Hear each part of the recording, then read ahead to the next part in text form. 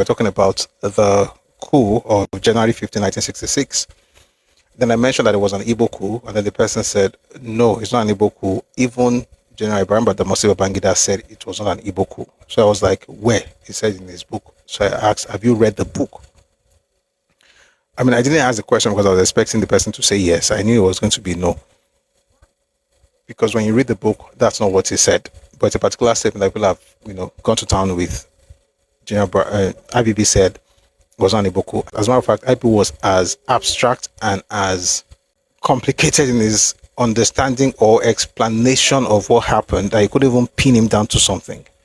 So in case you were not here that day, today is another good opportunity for us to read the book. So the book he published was called A Journey in Service.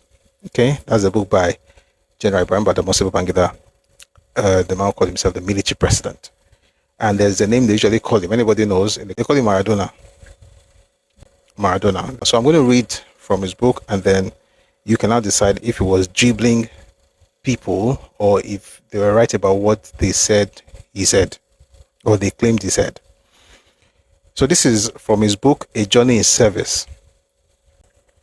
Talking of the military coup d'etat of 1966 brings me to one of the darkest moments in our national history. In the early hours of January 15, 1966, I was woken up from my sleep at about 5 a.m. with loud, continuous bangs on my door by my good friend, Lieutenant Christopher Ugokwe. I had just gotten home hours before from a late-night party and didn't want to be disturbed. But when the banging persisted, I grudgingly got out to confront a bewildered Christopher, all dressed up in field uniform, screaming at me, "Ibrahim, get up, we have to go." "Go where at this time?" I queried in reply. Still breathless, Chris continued, almost incoherently, "Didn't you hear that there has been a coup and we have been told to report to the squadron to see our boss?" Our boss was, of course, Major Hassan Usman Katsina. I quickly changed into my uniform as we headed out to the squadron. As we drove past Nasarawa, which housed the minister's quarters and the official residence of the Sardauna of Sokoto and Premier of Northern Nigeria, Sir Ahmadu Bello, we noticed that the Sardauna's home was on fire. Chris said he was sure the troops had bombed it. We soon arrived at the squadron headquarters, where Major Hassan Katsina was waiting to address us. Very somberly, Major Hassan addressed us in his office and told us what he knew then. He told us that his friend and coursemate at Sandust, Major Nzeogwu, had led a coup d'etat, and that Nzeogwu had confronted him earlier in the day to make up his mind to join the coup or face the consequences of not doing so. Hassan said his agreement to play along with Nzeogwu saved his life. Major Hassan then instructed us to ensure everybody in the squadron stayed inside. As a young lieutenant, I was lost for words. I was only 24. Note the details. I was only 24 and had never known the type of military intervention we were experiencing. I was only vaguely familiar with Gamal Abdel Nasser and his Free Officers Movement ousting King Farouk of Egypt in 1952. But that was textbook stuff. To have to experience this, I'll take that again, to have to experience it firsthand was different. Later that morning, acting presumably as the leader of the Supreme Council of the Revolution of the Nigerian Armed Forces, I want to implore us to listen to every word and to be very careful and note the choice of words that this author, General Ibrahim Babangida, is using. So he says here, as a young second lieutenant, I was lost for words. I was only 24 and had never known the type of military intervention we were experiencing. I was only vaguely familiar with Gamal Abdel Nasser and his Free Officers Movement ousting King Farouk of Egypt in 1952. But that was textbook stuff. To have to experience it firsthand was different. Later that morning, acting presumably as the leader of the Supreme Council of the Revolution of the Nigerian Armed Forces, that's where I began to take note. Acting presumably. Why is this important? This author is writing the book in 2025. The event happened in 1966. That is about 60 odd years. About 60 years, 60 odd years, right? 59 is almost 60. So are you saying that in 59 years, you don't really know what has happened to the point where you are now saying in 2025, presumably he spoke as the leader of the Supreme Council. Of course, he was not the leader of the Supreme Council, and he did not call himself the leader of the Supreme Council. That's where I began to take note. Acting presumably. Why is this important? This author is writing the book in 2025. The event happened in 1966. That is about 60 odd years. About 60 odd years, right? 59 to almost 60. So are you saying that in 59 years, you don't really know what has happened to the point where you are now saying in 2025, presumably he spoke as the leader of the Supreme Council? Of course, he was not the leader of the Supreme Council, and he did not call himself the leader of the Supreme Council. By the way, just so in case I don't want to confuse us, let me read to you his speech. He was referring to the speech that Nzeogwu gave, but it's important for us to, since we are having a conversation on that matter, let's look at the script, the speech that he gave. By the way, that speech that Nzeogwu gave is actually one of the reasons people thought it was one that led the coup. But if you say presumably in 66 or 67, I will say, okay, maybe you don't have much information. But after this many years, you are still using the word presumably.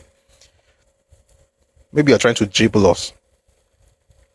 Give me a second. Let me look for the speech. The point I'm trying to make is that he didn't claim to be the head of the Supreme Military Council. And to use the word presumably in 2025 is actually a bit dicey. Now let me read the speech.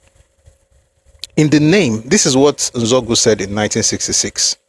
In the name of the Supreme Council of the Revolution of the Nigerian Armed Forces, I declare martial law over the northern provinces of Nigeria. The constitution is suspended.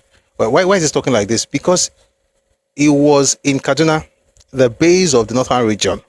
And whatever he was saying to the people in the northern region. And he was the one who coordinated the coup in the northern region. By the way, this is a question in one of our upcoming, game shows. He was not the one who led the coup. He was one who coordinated the coup in the north. Someone did it in the south. Let me not say it now because I want you to think about this when we ask that question during Radio Republic. All right. So this is let me just read the speech in case you have not heard it before. This is General Nzeogwu. In the name of the Supreme Council of the Revolution of the Nigerian Armed Forces, I declare martial law over the northern provinces of Nigeria. The constitution is suspended and the regional government and elected assemblies are hereby dissolved. All political, cultural, tribal, and trade union activities, together with all demonstrations and unauthorized gatherings, excluding religious worship, are banned until further notice.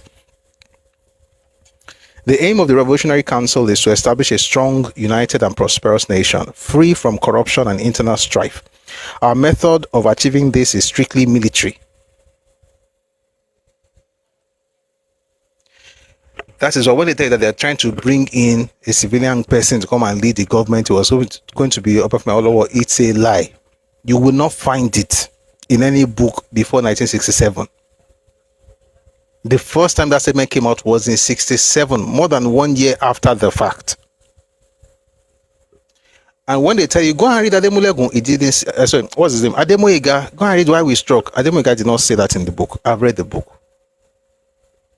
They only mention that not because they've read it themselves. They mention it because the author is Yoruba. And they are telling you that if the author is Yoruba and was part of the coup, that means you don't ask any questions. So when they tell you to read that book, they haven't read it themselves. So he's saying here that our method of achieving this is strictly military, but we have no doubt that every Nigerian will give us maximum cooperation. In other words, there was no civilian involvement in the plan they had. It was strictly military, and that much you will find if you read the book by Ademoyega, Why We Struck. It had nothing to do with the civilian government. Anyway, the reason I came to this stuff is not to read the entire thing. It's just to show us what he said when they went on this, shall I call it, adventure.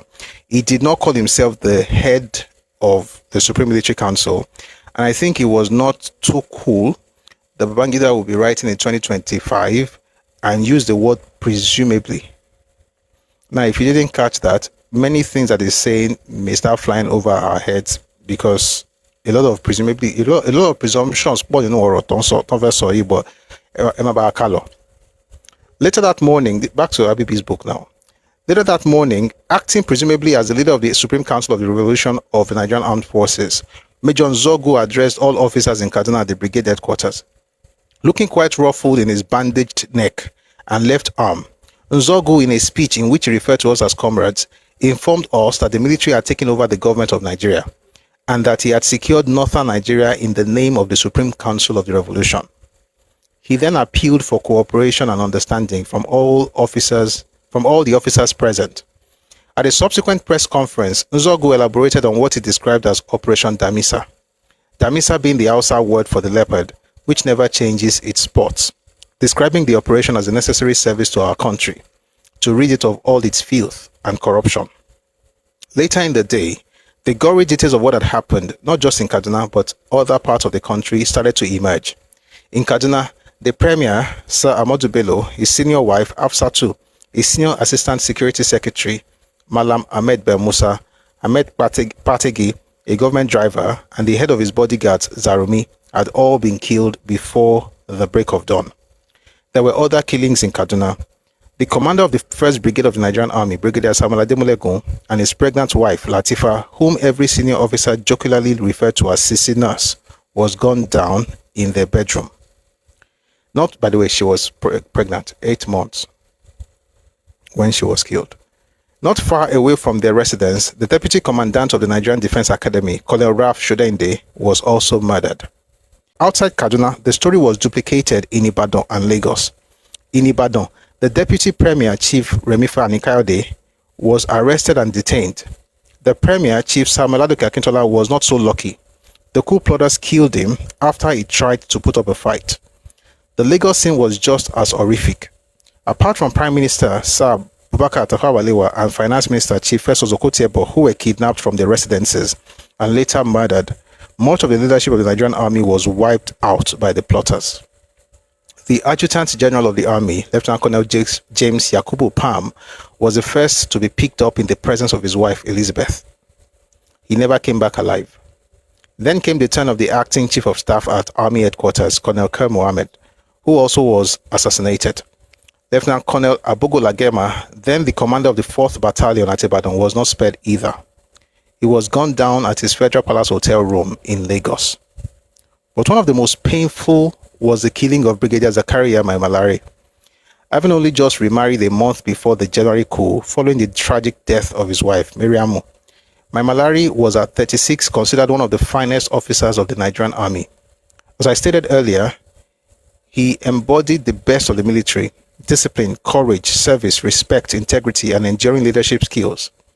As the commander of the Southern Brigade, he had all the fighting forces of the battalions under him, the Field Artillery Corps, the armored and mechanized squads. It was said then that Maimalari could mobilize the entire brigade to fight back in the event of a foreign attack. That was how important his position was at the time. The coup plotters knew that he needed to be eliminated for them to succeed. He initially escaped the mutineers when they struck at his 11 Thompson Avenue residence at Ikoyi, Lagos. But when from his hiding place in the shrubs around his home, he spotted his chief of staff, Brigade Major Emmanuel Ifajuna, driving past. He came out of hiding, believing he was safe. Unknown to him, Major Ifajuna was one of the plotters. Almost instantly, Malari was gunned down by his chief of staff. What he's saying basically is this, and I've read it before, we're not going to spend too much time on it, but it's important to mention it. Malari was escaping. The Mokafo, some of them had tried to gun him down in the house. He had escaped. He was hiding in the shrubs around his house. He then sees somebody that he knew, his chief of staff.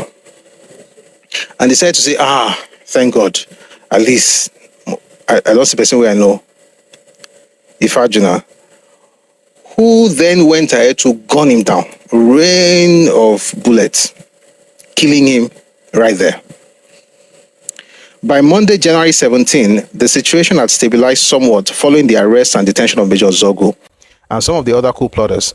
And it also became clear that Brigadier General Johnson Thomas Omunakwe Agui Ironsi had assumed power as head of the federal military government and supreme commander of the armed forces of the Federal Republic of Nigeria. It was a terrible time for the Nigerian military. As I have said elsewhere, as a young officer who saw all of this from a distance, listen to this is the second thing you should note. The first one was presumably, when you use the word presumably, when he was talking about Nzeogwu.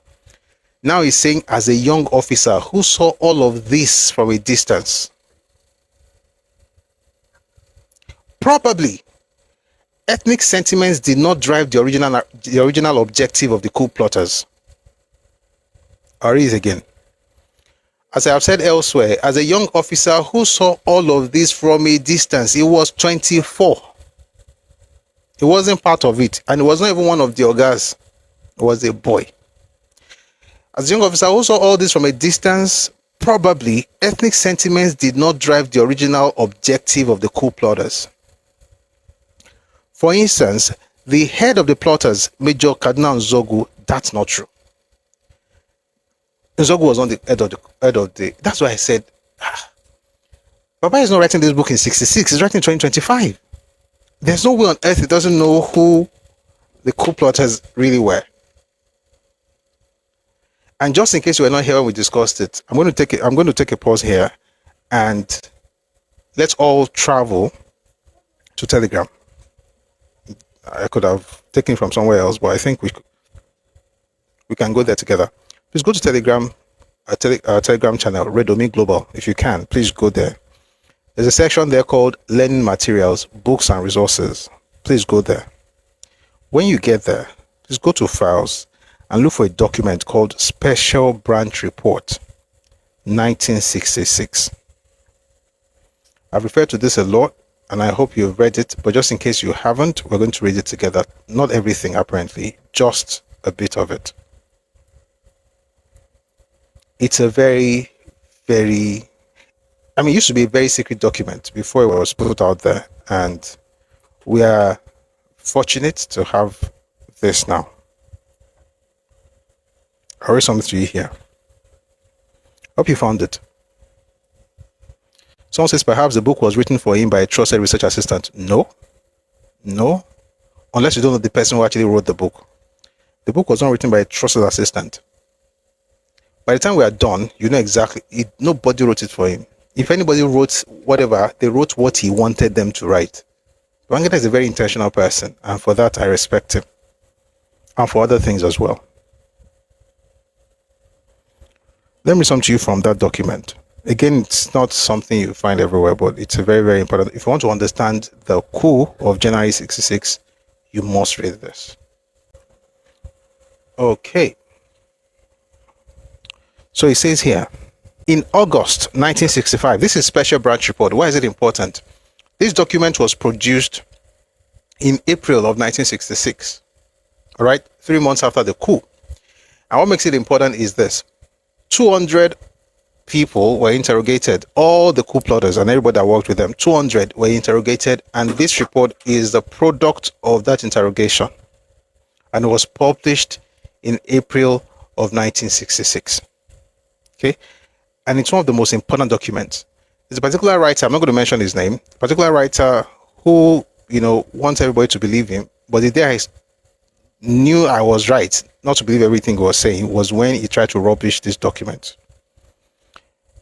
This document is a very important one. Let me read something to you from here.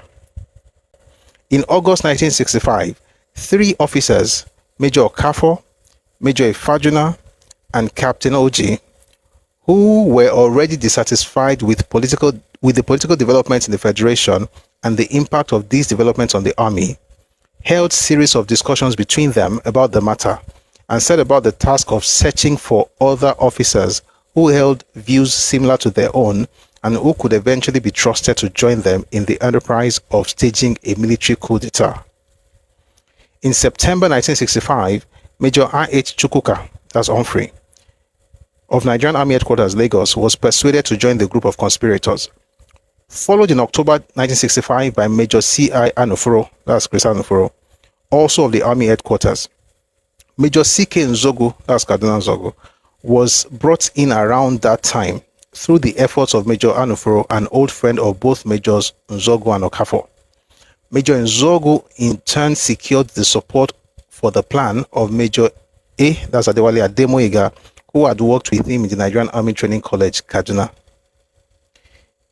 If you have read this report back in 66 and you are reading it right now, would you say Nzeogwu was the one who planned the coup? Because he was the one coordinating the coup in the north, and it was successful, and he went on radio to declare, in the name of the Supreme Military Kiniko. That's it. But to say he was the one that came up with the idea of the coup is not true. Please remember this as we continue with IBB's book. Now let's go back to IBB's book. Again, the book is called A Journey in Service.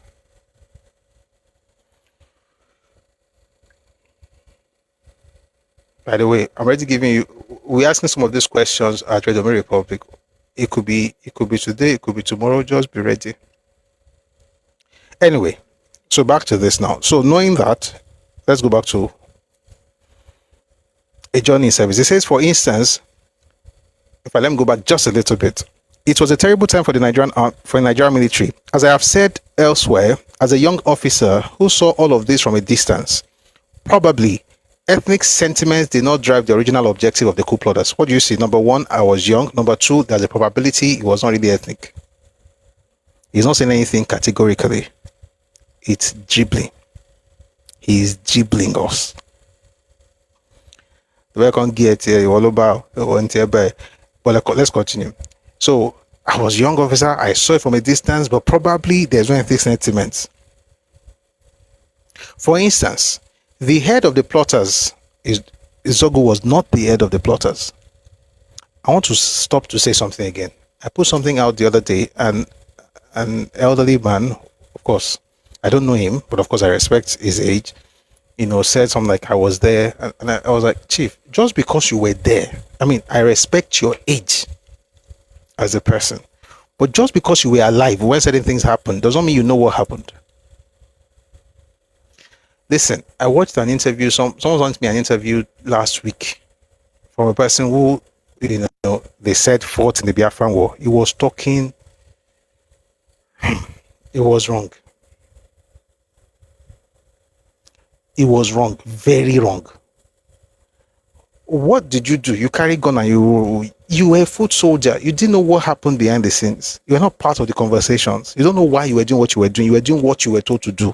You don't know what happened. You know what you saw and what you were told. Why they told you that thing, you don't know. That's why even you have to study what happened. You can't say because I was there. There are many things happening today. In the next 15 years, your children ask you what happened. Because you're alive now doesn't mean you understand what happened. It doesn't mean you understand. It doesn't mean, I don't want to give an example now. But what I'm saying basically is that just because a person was alive does not mean they get it. There are things happening today we don't understand. Our children will ask us in the next 5, 10, 15 years. You probably have to study to get it. But this is not in any way to disrespect old age, because old age also comes in handy. They're able to explain it because they have other things happening around that you don't know. So if the elder, I consult the elder for what he can also add to the conversation.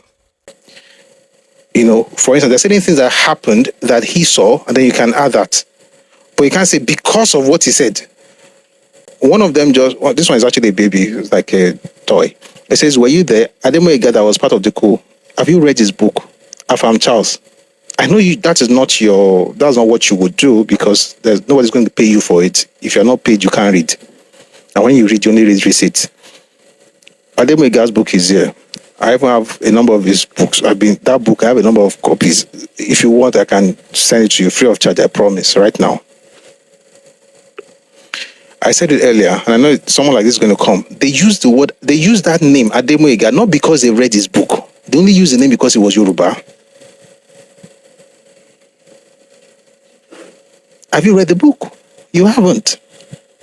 So the way it works is you will read the Yoruba perspective. You read the Hausa perspective, you read the IBB perspective, the South folks in the South, you read their perspective, you read the Yoruba perspective, you read the Ibo perspective, of course, you read the American perspective, the British perspective, you bring everything together. And I can say this, I don't think you can read anything less than 20 books to really get a very good grasp of what happened. You may have to read more, but I'm not saying I have read 1,000 books, but the history is very complex, and you want to really know what happened. I don't think this is just my take. You may not agree, and that's okay. But I don't think you can read anything less than 20. Even if you don't read the full books, I like bits and pieces, like pages here, chapters here, pages here, chapters here, full book here. I don't think I can read anything less than 20 or 24 or 30. But if you start with just start with one. Start with one. Then move to the second, the third.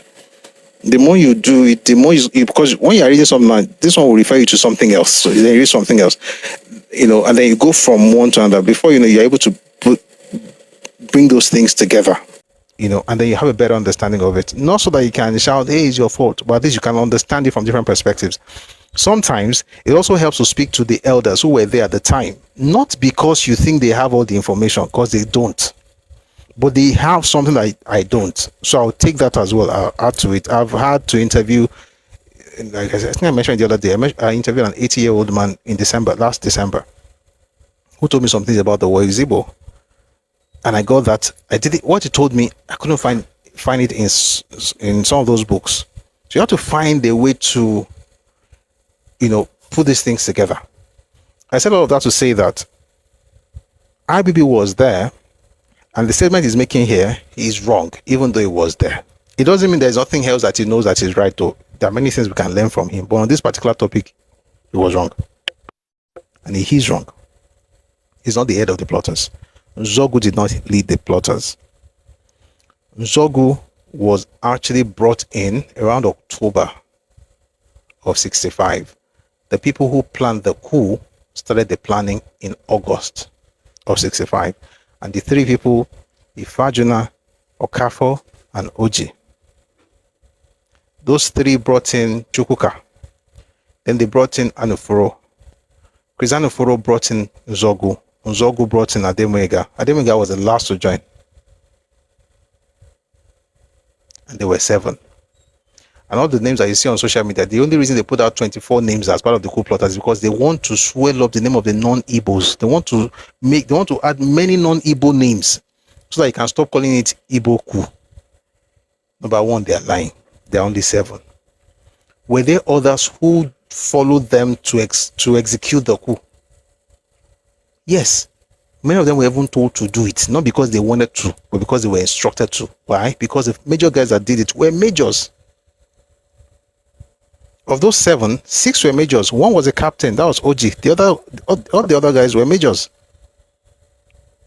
Number 2, the folks that they commanded to do stuff did not even know what they were being told to do. Read the book by Foloyewole, The Reluctant Rebel. He didn't know about that thing until 11:40 p.m. on January 14.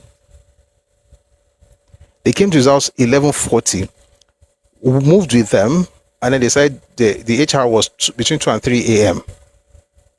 Just a few hours. They've been planning for months. There were even Igbo guys that were part of the execution that did not know. E.g., the guy, you find it in this book by Benguli, Nigeria's 5 Majors. The guy that Adewale Ademwega told to stay at the P&T. The man was positioned there till dawn. He didn't see anybody come, give him any other instruction. He went home. It was after he got home that he was arrested as being part of the coup. He didn't even know, and he was Igbo. So all this one that people are adding names, they're all deceiving themselves. It's an Igbo coup, not because of the plan. I've talked about it several times. We're going to go back into the coup thing. This is the first thing we're discussing. Go deeper on Friday. it was an Ibo coup, not just because of the planners. And we've said it several times. There are three criteria that I use. Number one, the planners of the coup. Number two, the victims of the coup. Number three, the beneficiaries of the coup. When it comes to the planners, of course, there were majorly Igbos. But I can excuse that. Why? Because there were we had more Igbo officers anyway. So I can say, it's just coincidence, although it isn't, but let's just say it's coincidence. Again, it isn't. It's actually a very major factor. But let's just assume that, then you look at the people that were victims of the coup. Everybody but Igbos. Look at the people that were beneficiaries of the coup. Igbos but everybody. Igbos and no other person. We'll get into all of those things. We're going to go back to the coup matter starting on Wednesday. But let's finish this one. So I'm just correcting that statement that Nzeogwu planned or led the coup. Nzeogwu did not. And by the way, when an Igbo person says, hey, Nzeogwu is not Igbo. Number one is Igbo. He's already Igbo. Number two, they say that he's not Igbo because they are assuming that you're going to say he was the one that planned the coup. Guess what? He's not the person, but there are three major planners that started this whole thing. And the three of them were Igbos. Does that mean your ethnicity is at fault? No. Until you claim that anything against one is against all, which means that you are primitive. In other words, a person can do something wrong, but I can't talk about it because you're making it look like it's all of us. When we talk about the Northern Counter Coup of July 29, 1966, does that mean that everybody in the North planned the coup? No. Do we not call it Northern Counter Coup? We do. People should grow up. Anyway, let's read a few more things here. Born and raised in Kaduna, his immigrant parents were from Opanam in today's Delta State. In fact, let me go back just a bit. For instance, the head of the plotters is not. Major Nzeogwu was only Igbo in name. Born and raised in Kaduna, his immigrant parents were from Opanam in today's Delta State, which in 1966 was in the old Midwestern region. Nzeogwu spoke fluent Hausa and was as Hausa as any. He and his original team probably thought, even if naively, that they could turn things around for the better in the country. That is correct. Nzeogwu was a revolutionary. I like to say that because it's very important to say it. Nzeogwu, Ademwega, those two were revolutionaries. How do I know? I read the speech that Nzeogwu delivered on Radio Kaduna, and I read the book that Ademwega wrote. Those were revolutionaries. The others, not so much. The others were executing an Ibo coup through and through, particularly the first three. Why am I saying this? Again, first major people that planned the coup, Ifajuna, Okafor, Oji. Read a book by Bengule. He said in that book that Okafor and Oji were treacherous. You know what? It's not today, but I've got to, now that I've mentioned, I like, one second. I don't think it's fair to say these things without reading it. Maybe like I say, I just did talk. What of Victor? Which Victor? Victor was not part of the coup. Victor Banjo are you asking about Victor Banjo? Victor Banjo was not part of the coup. Victor Banjo was the one.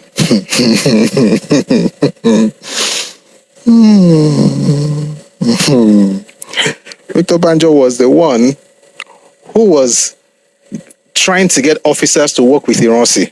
He was the one doing One Nigeria.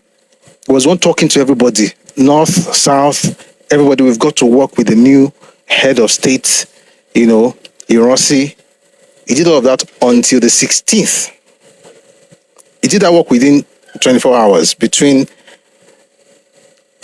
Saturday, January 15 to Sunday, January 16. By the way, Iransi was made head of state or made himself head of state on a Sunday. Anyway, he did all of the running around between Saturday and Sunday. By Monday, that same Iransi ordered him arrested. And that's why I tell people, Iransi did not stop any coup. Iransi was part of the coup. And if you doubt it, I think we should have a full session on this thing all over again. But there are two books I can quickly recommend. Read Go On, The Biography of a Soldier Statesman by J. Sawa Eligo, and read A Tragedy Without Heroes by Larry M. Njoku. You see what, and then read The Reminiscences by David Ejo. You see what Ironsi did in the early hours of Saturday. Then when you read Beckon to Serve by Shehu Shagari, you see what he did in the afternoon of Saturday and in the evening of Sunday. Afternoon and evening of Sunday. We discuss this truth with all respect and due respect, and everybody's loving Nigeria. We are all one Nigeria, but we shall discuss these things. But Victor Banjo was not part of the coup. Victor Banjo was invited to be part of another coup. That was a coup that was planned in 1964 by Odumegwu. He invited 4 people. He invited Wellington Bassey. He invited Victor Banjo. He got those ones to work with him. Then he invited David Ejo and Yakubu Gowon. Those 2 went against him. That's why, by the way, what I just said right now, you find in Reminiscences by David Ejo. But that's why when you read the book by Frederick Forsyth, Emeka, that's why he was throwing jabs at Gowon, saying he was always going to run to Ibo, because those 2 reported him to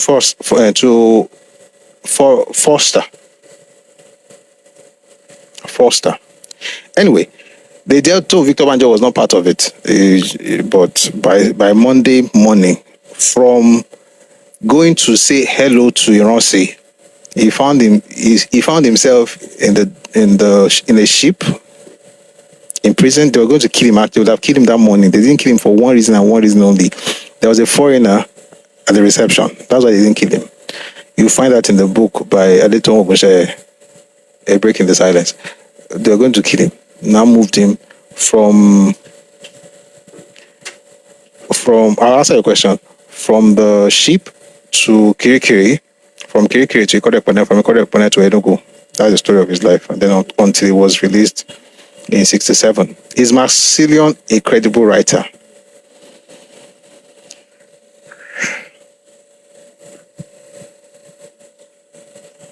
It depends on what he's writing.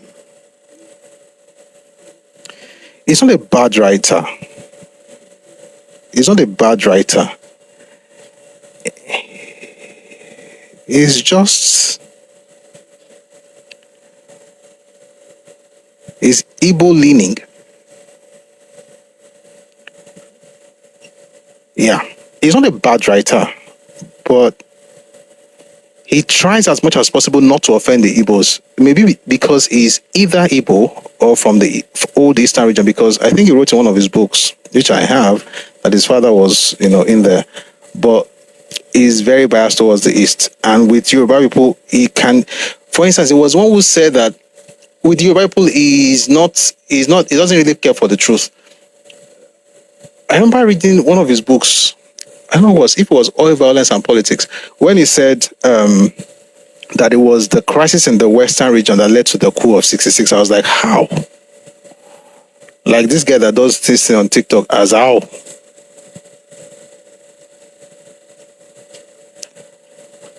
How could it be the crisis in the West happened in the last quarter of 65?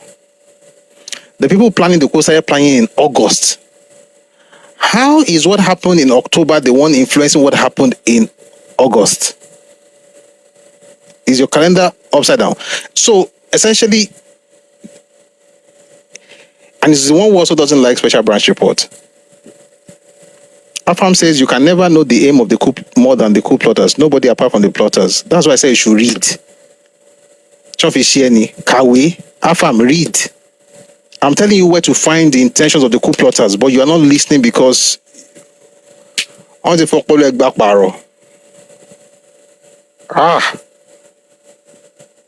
Read. You want to know the intention of the coup plotters? I'm telling you where to find it. Jesus is Lord. Do you like Olusegun Obasanjo? Read Nzeogwu by Olusegun Obasanjo. Start with that one. I haven't mentioned that you can get a free material on Radio Me Global. Right now, if you go there, you find it. It's not a document that's very popular, but it's been out for a bit. We're telling you what the coup plotter said, yet you are saying you cannot know it unless the coup plot. Who planned the coup that was part that have written a book? Ademo wrote a book, Why We Struck. Have you read it? Special branch report interrogated all of them. Have you read the report? I've mentioned the one by Bengbuli. Have you read it? I've mentioned the one by, although Bule was not one of the coup plotters, but was one of the people that executed it. You have not read that one. You've not read the one by Fola Deola. Fola Oyewole. Fola Deola is GT Bank. Fola Oyewole, the reluctant rebel, reminisces. David Ejo. Go on. Biography of a soldier statesman. J. Sawai. Like, I've mentioned all these books. As is entering the only thing you know in your life is the lies they've told you. By the way, you don't even know the lies, because if I ask you a question now, you say Nzeogwu did it. Anyway, let's go to the way it took us. Somebody says he's talking from IBB's perspective. No.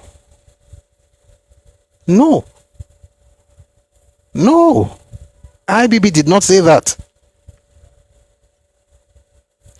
You know what? I mentioned something. I said I want to quickly show us something about Okafor and Oji. This is the Nigeria's 5 Majors by Bengbuli. Where can you find the books? Read Me Books. On Telegram. Read Me Books. Let me read some to you from Bengbuli. Bengbuli is Ibo, by the way. He also always shouts, it's not an Ibo Coup, but this is what he wrote in his book. The book is called Nigeria's 5 Majors. Here goes. It says, by far, the most formidable obstacle between the coup executors and success was the unanticipated element of treachery that manifested itself in the course of the nocturnal operation.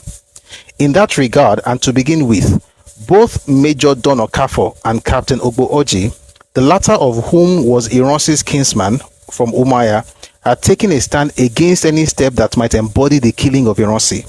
The very same man who, at the most crucial stage of the operation, called out the troops of the 2nd Infantry Battalion with orders to quell the rebellion. It was, to say the least, too much of a coincidence that while the two would-be assassins were pointedly making for the GOC's residence, hoping to apprehend him, he himself was at the same time heading towards Ikeja to enlist the support of the personnel of the said 2nd Battalion with a view of quelling the coup. Obviously, someone must have tipped off the superior officer. That's from Bengbuli. And he was careful to make us realize that Oji is from the same hometown as Ironsi, Umaya. Then he said it was too much of a coincidence, and he called it the element of treachery that manifested itself in the course of the operation. At the time they were going to kill Ironsi, that was the exact same time that there was even the house. That's why I say that anything that has to do with Igbo people in the way, or with what's this man's name? Michael Okwara, or with Kingsley Badiwe, or with Nwaforizu. Anything that I can tell you the excuses they gave for each of these people. You think about them like, do you think we are dumb? Every one of them could be excused for, they just say one thing happened. It's not today's topic. One day we'll talk about, we should have a series on these coincidences, starting with the one with Azikiwe. Everybody. So this one, as he was going to his, as they were going to kill him in the house, he was leaving the house. This man, Okafor, then if you read the book that this guy was telling me to read the book, Why We Struck. He said Okafor then, after leaving this place, so went back to the place where they were supposed to, the rendezvous point, and they said to him that, oh, I didn't catch anybody, I couldn't. In fact, let me read it to you. Guys, he mentioned, again, hey, if you're Yoruba here, let me tell you something. If you speak on the wall, the only name that you'll be told to go and read is Adewale Ademega. So my advice is, why not just kuku read him? Why not kuku read him? Read the book. And you discover that the person telling you to read the book has never in his life read it and is not planning to ever read it. Afam Charles, why did they not kill Ironsi?